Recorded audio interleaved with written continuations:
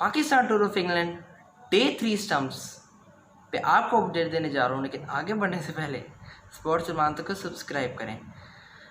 आज खेला गया जी डे 3 और 92 फॉर 4 था इंग्लैंड डे 2 स्टम्प्स पे, और 100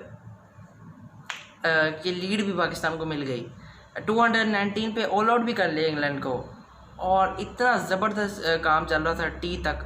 लेकिन उसके बाद एक ऐसा जो है वो पाकिस्तान की अनप्रडिक्टेबिलिटी कहें और बहुत गंदी परफॉर्मेंस हमें देखने को मिली पाकिस्तान के मिडल और बैटिंग से, और हीरो से ज़ीरो बन गए हमारे प्लेयर्स। और शान मसूद जिनका बहुत नाम लिया जा रहा था पाकिस्तान की मीडिया पे, 156 किया और बड़ी ज़बरदस्त उन्होंने बैटिंग की पहली इनिंग में। लेकिन दूसरी इनिंग में उनकी जो डाउन द लेग से शॉट थी, और उनको ये हो गया था कि मेरा अब जो है वो सेकंड टेस्ट में अब मैं खेलूँगा, तो इजी हो गए थे। और इजी होना नहीं चाहिए था उस टाइम पे, क्योंकि सेकंड इनिंग में अगर वो थोड़ा सा भी कंट्रीब्यूट कर लेते तो वो बहुत अहम रहता। लेकिन शान मसूद की ओवर जो है वो कॉन्फिडेंसी जो है वो उनको ले डूबी और आउट हो गए वो।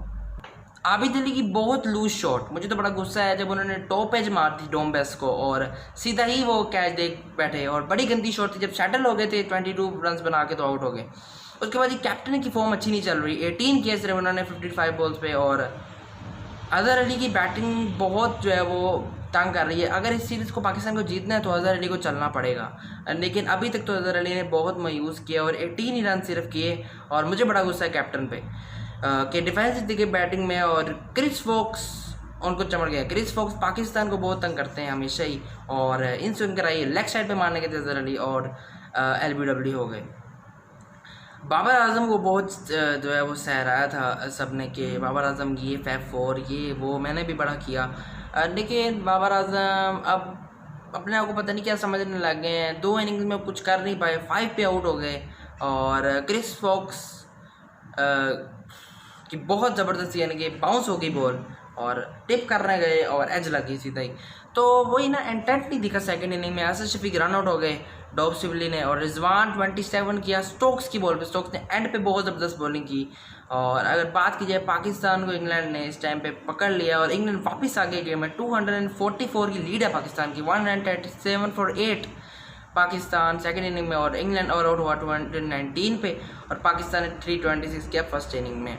तो बहुत मायूस कुन कारकर्दगी रही यहाँ पे ओपनर्स की, मिडल और बैट्समैन की, और सबकी। अगर बात की जाए जो 5 प्लेयर्स थे तो उन्होंने बहुत जो है वो गंदा परफॉर्म किया। देखिए बात सीधी बात है कि हम उस प्लेयर को बहुत हाईली रेट कर देते हैं जब वो सेंचुरी या हाफ सेंचुरी कर दे, तो उसके ऊपर प्रेशर आ जाता है। तो अगर शान मसूद के साथ यही हुआ कि 156 उसने किया पहली इनिंग में, और सेकंड इनिंग में उसने क्या किया, 0।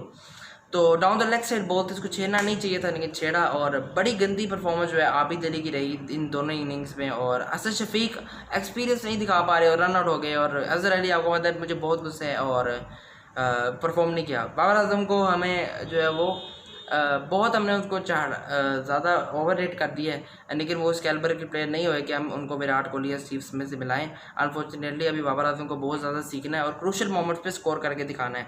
244 अब यहाँ से कौन सा प्लेयर रह गया। अब रिजवान भी इतना को 27 करके उन्होंने कारनामा सर अंजाम नहीं दिया।